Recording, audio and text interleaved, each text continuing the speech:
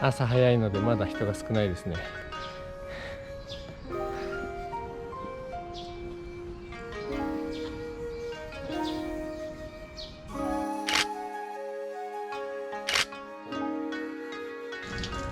本堂への入り口となる轟門です。1631年頃に再建されました。大黒天は財福豊穣を司り、500年以上も参拝者を迎えています。ここが有名な清水の舞台です。古くから雅楽、能、狂言、歌舞伎、相撲などの芸能が奉納されてきました。特殊な建築方法で釘は一本も使用されていません。清水の舞台の上にいます。朝なので人が少なくてとてもいいですね。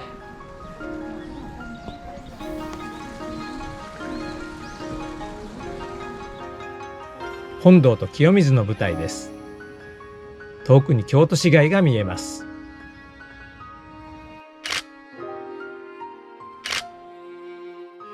百体地蔵堂です。この三重塔は子安塔と呼ばれ、子宝のご利益があります。舞台を下から眺めています。高さは13メートルあります。これは清水の語源となった滝です。3つの流れはそれぞれにご利益があり、右が延命長寿、真ん中が恋愛成就、左端が学業成就です。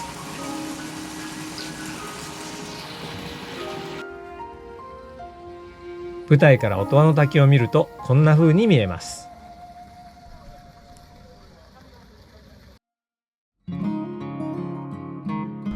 清水寺の近くの二年坂に来ました。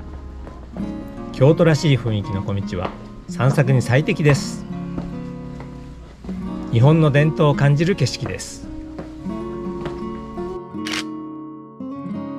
坂を下から見上げるとこのように見えます。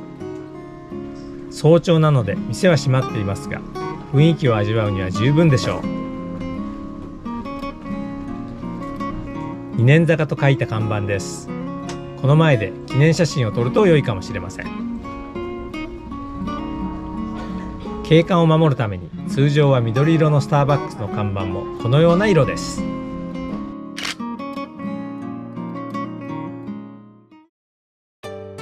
朝食を食べた後で嵐山エリアに移動しました。四条河原町から阪急電車を使いました。嵐山に来ました。有名な渡月橋です。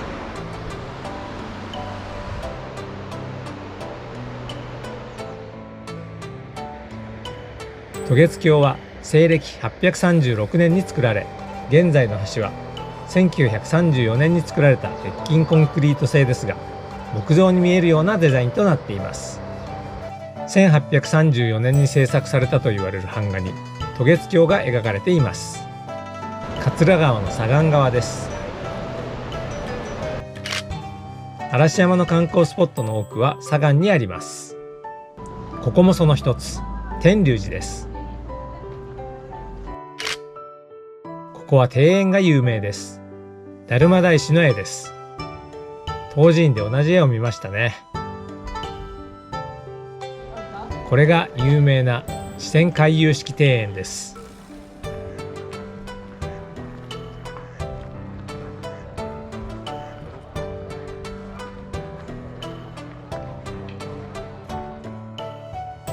天龍寺の裏口から出ると有名な竹林があります。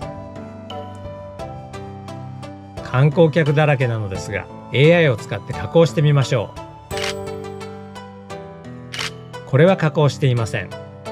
京都のオーバーツーリズムの現状がこの動画でわかると思います。食事どころもどこも大混雑です。運よく席を確保してそばを食べることができました。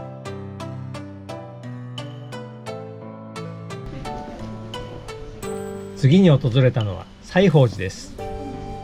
ここは完全予約制です。拝観料も高めですが、人が少なくゆっくりと見学できます。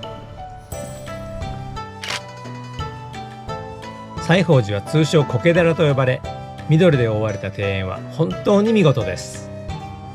この日は天気が良かったのですが、この庭園の緑は雨でも映えるだろうと思い、今回のコースに入れていました。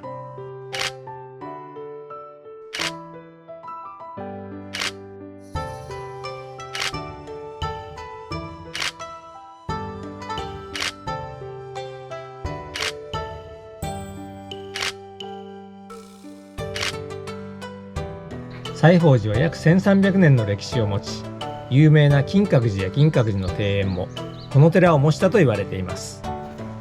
確かに銀閣寺の庭園には苔が多用されていました。同じように見える苔ですが、この寺の苔は120種類以上あります。アップルの創業者であるスティーブ・ジョブズは家族と共に西芳寺をよく訪れていたと言われています。完全予約制なので、京都の他の寺と比べると明らかに観光客が少ないです。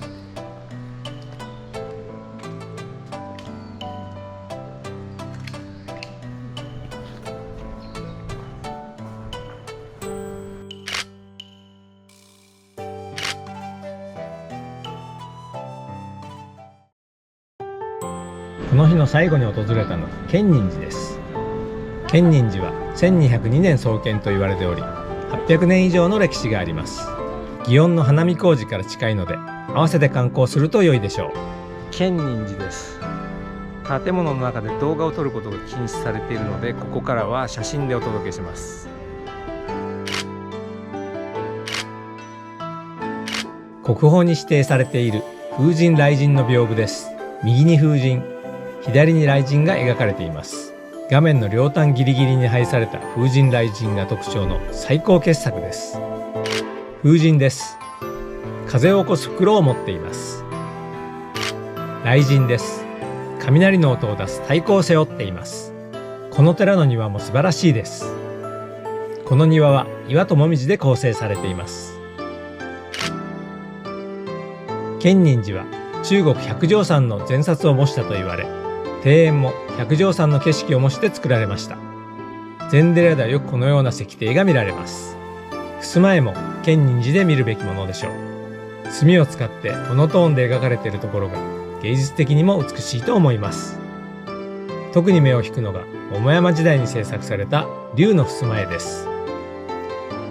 龍が襖から飛び出してきそうです。この龍の天井絵も見事です。